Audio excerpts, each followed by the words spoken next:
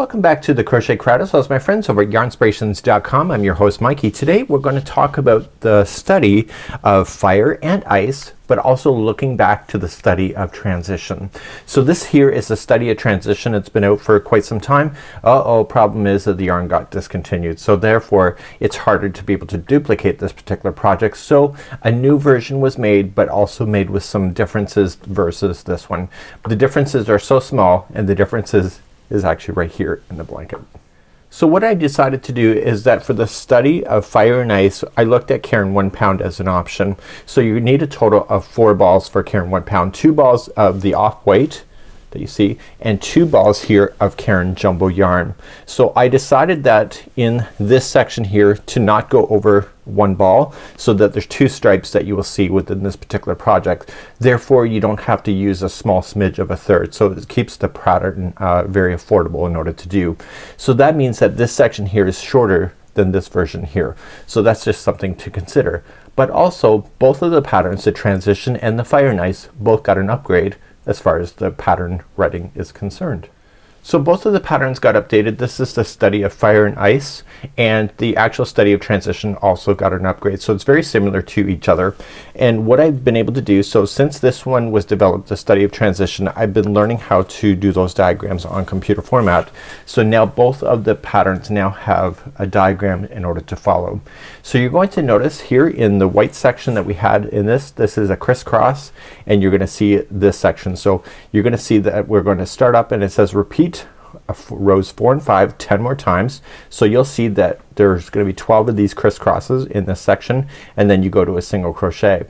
You then go and do this section. So this is called a zig-zag basket weave stitch, and so basically if you look at it, see how it's kind of going up on an angle like this? It's really kind of hard to tell on the camera, but once you come in from a different angle you can actually see it here as well, is that this here is going to follow the format. So today's video is going to show you how to do that. So once you do rows number 1 through 4, you're going to repeat rows number 1 through 4 3 more times, and then repeat rows number row number 1 more time.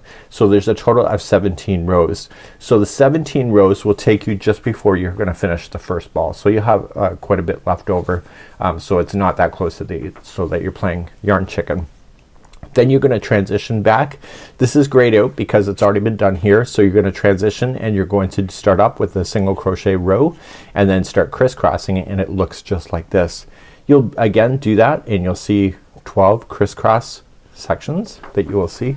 So when you look at it, you see this is a crisscross, and you'll see another one, and etc. You'll see 12 of those, and then you'll transition back to the zigzag one more time and then transition to this. So you literally got one section of this, one section of the zigzag, the crisscross, another section of zigzag and crisscross in order to make it work.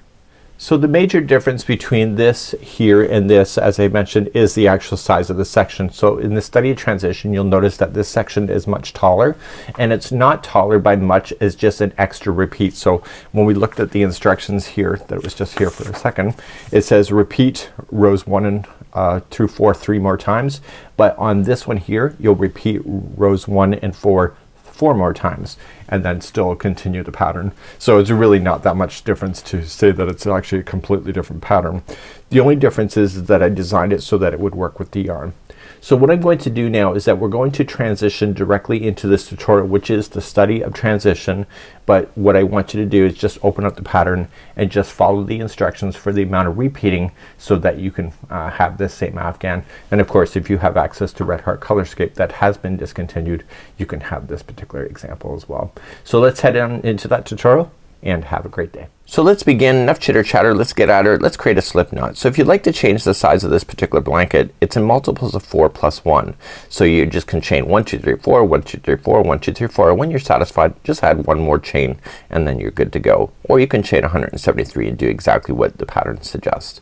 So I'm just gonna do a couple multiples of 4. So 1 2 3 4, and then 1 2 3 4, and I'm gonna do it one more time. 1 2 3 4, and when I'm happy with the length, you can lay it on something that you want to measure it up to. Just add one more and then we'll begin row number 1.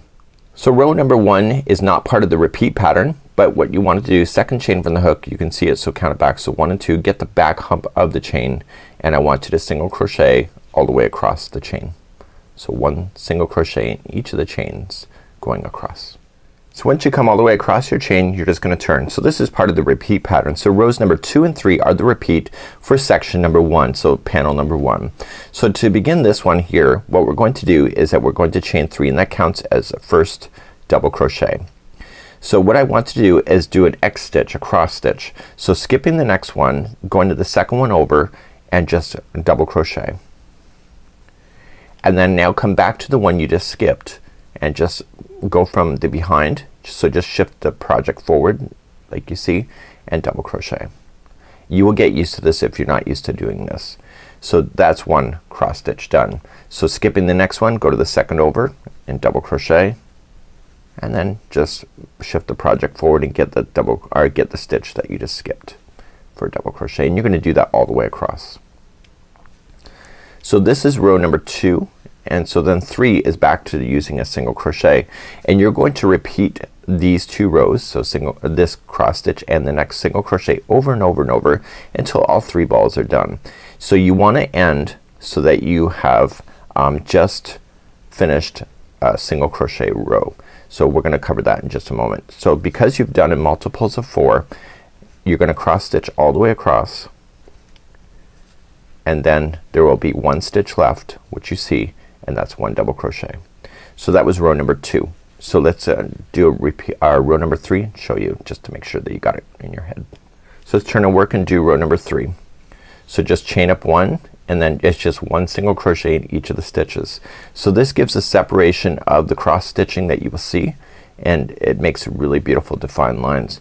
Now because I use transitional yarn, you don't have to. You can see that this kind of idea plays really well with solid colors too. It plays with the light when you're looking at it. So if you're doing the Afghan as showing across, you will notice that there will be 86 cross stitches across. So you want to keep an eye on that number just to make sure that when you bring your panels back. So remember the turning chain also has a single crochet. So my point being is that you're eventually, every time you're going across, you should, if I was doing the sample over and over, it'd be 1 2 3 4 5. And so when I do the next cross stitch across, so let's do it one more time. So let's repeat rows number 2. So you just chain up 3 and then cross stitch your way across. So you want to keep an eye on that number. I would write it down on a piece of paper on how many cross stitches there are, because once you switch over to the other texture, you want to make sure that you have the same number of cross stitches, because if you don't, then that means your Afghan it will not be is not growing properly. You might be missing stitches or adding extra. So you just want to continue just to going back and forth with just the 2 rows of cross stitching and single crochet. And when you get close to the final 3rd ball, make sure that the last row that you did was a single crochet row, which I'm about to do in just a moment. Okay, and don't forget the last one is just a double crochet into the end, and then row number 3 again. See that? Texture looks amazing. Chain 1 and 1 single crochet in each. So you can see that once you get in the rhythm of this, you can really pound this away when you're in front of the TV. So let's pretend that we have all of our 3 balls done. Let's move on to the second texture. So there's only 2 textures. There's the crisscross here, and then there's the zigzag one that we'll be about to do, which is a repeating of 4 rows, and we'll be doing that in just a moment. So let's just get ourselves finished this one. Don't forget that turning chain also needs a single crochet in order to finish. So I'm gonna get rid of this yarn now, and let's just change our color just to verify that we're doing something different. So let's begin another color. So what I want to do is that once you get to the end of the row and you've finished off your 3 balls, just turn your work and let's begin row number 1 of the second section. So we're just gonna use this, and we're gonna just slip stitch to attach to the very first single crochet that's there, and we want to begin to work our magic. So now we're gonna chain 2, and that will count as a half double crochet in this particular case. And so it says 1 double crochet front post in the next 2. So each one of these ones here that we're about to do will totally work out before your very own eyes. So you want to play with the posts, and the posts are, in the very first time, are going to be really kind of tight. So just wrap the hook, and then coming around the post. So do a front post, so in the post and then out on the front side. It's gonna be tight there for 2. So you're doing that one, plus you're gonna do the next one, so wrap and then coming into the next.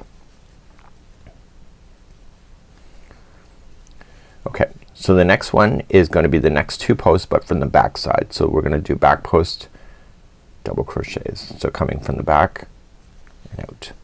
There's other videos on how to do front and back posts if this is not clear, but because it's single crochet here, it's pretty tight. It's tighter than normal, but we only have to get beyond this one here in order to get this established. So it's working in sets of 2. So that means that if you just did 2 back posts, the next ones have to be 2 front posts. And why it's a zigzag is that we're not gonna line these up perfectly the next time. There's gonna be a wave going on. So I learned this when I was a kid in a book, and it turned out pretty awesome. And actually I designed this to be quite transparent. I designed this and then I went back to the book after I was I'd done it, and then I realized I had done it wrong. So my point being is that if you do things wrong all the time, then it ends up being right. And so you want to continue to go all the way across. Okay, so there should be an even number of stitches that when you get all the way across, so you want to like even numbers of these sets of 2, and then the last one is a half double crochet, just like that. So now what you want to do is you want to turn your work, and let's look at the pattern. And it says to chain 2, and it says 1 double crochet in the next stitch. This is a front post, so we're gonna make this back post now a front post. And eventually after you get looking at this, you'll see how it's gonna make sense. So this is gonna be a front post, and it says the next 2 are then a back post. So see how this is a front post? We're gonna pull both of the next ones in from the back side. So there's 1 which was already on the back, and now this one that's on the front now gets pulled back. And now the next 2 are in the front. So once you get established, it's all in sets of 2. So if these 2 are in the front, the next 2 have to be in the back. See, there's not a lot of thought to it. You just gotta look where you are starting, and it's actually repeating rows of 4 rows, but once you're done your 3 balls, you can say that you're pretty much done. It really doesn't matter which row that you finish off on this particular one. So the next one is 1 in the back, and don't forget the turning chain. It's going to be in the turning chain for a half double crochet. So let's turn our work and make a decision. So we can see now that the wave is starting to go up on an angle. So what do we have to do here? I'm not looking at the pattern, I'm waiting for you to think. So chain 2, okay, so that's an automatic. And so if the wave is going up, so you see this one's up and this one's up, see this one's hitting the edge, so that means that the next 2, the first 2 have to be in the back. And it will make sense to you if you're in front of it and it's your project. So then the next 2 are in the front, and this makes sense because you look at it, see there's 2 in the front, 2 in the front, so these 2 must be in the front.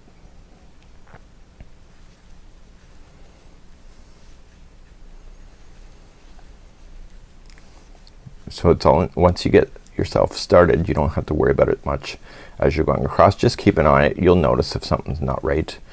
You might have done one, might have put a front and a back by accident.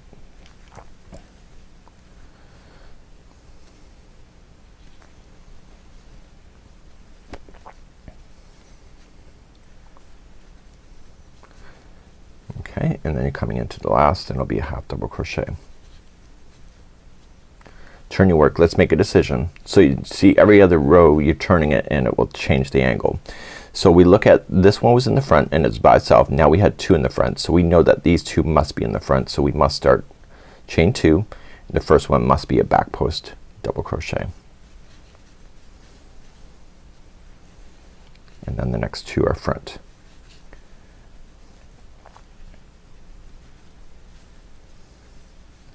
Okay, and then the next 2 are in the back.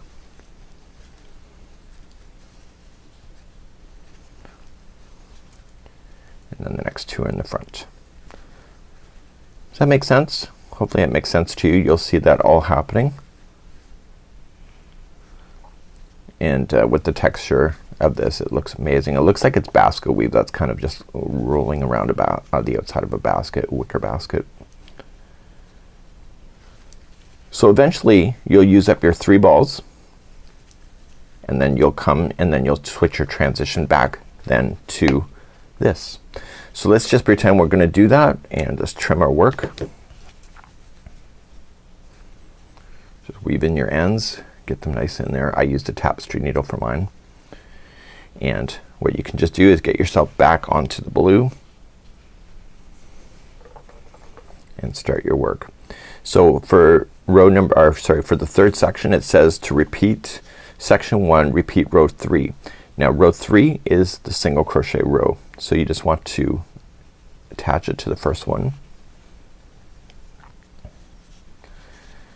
and make it a single crochet, and then you're just gonna single crochet yourself all the way across. You will notice that because of the basket weave or the zigzag that you're doing, that there will be a little more tension in the zigzag because it wants to pull it together. But once you just get it going, you'll notice that you can stretch it out, and it will stretch out beautifully once you're all said and done. So you'll notice that the tension is a little more tighter in the zigzag. That's the only problem with doing sampler afghans, is that tension can change.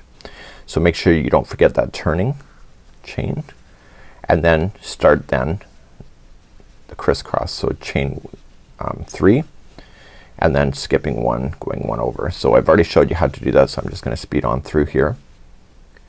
I decided not to apply a border to this. I don't think it needs one. Again, you can make a decision that is right for you. You may want to consider if you were using solid colors though. So my goal is to hit the zigzags the same number that I had already before.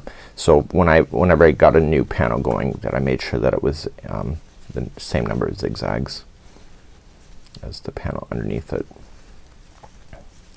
So before I finish the final stitch, I want to count my zigzags to make sure it's right. So I told you I had 1, 2, 3, 4, 5, and this one 1, 2, 3, 4, 5. So I have the number of cross stitches, and then I just go into the outside one for a double crochet, and then turn our work, chain 1, and do 1 single crochet in each, and you keep doing that until another 3 balls are gone, and then you switch back to the zigzag, and then do 3 balls, and then switch back, and then finish it off with this crisscross. And it turns out really quite lovely, and it's a project that looks amazing as you're doing it, especially with transitional yarn, and I think that you can have a lot of fun doing this kind of idea. So just make sure you weave in off your ends. I'd use a tapestry needle to weave those in. We have tutorials available on that too, and you can see that the tension is a little more here, but you know, just pull it out and it's all good. So that's it for now, and have a good one. This is the study of transition and texture.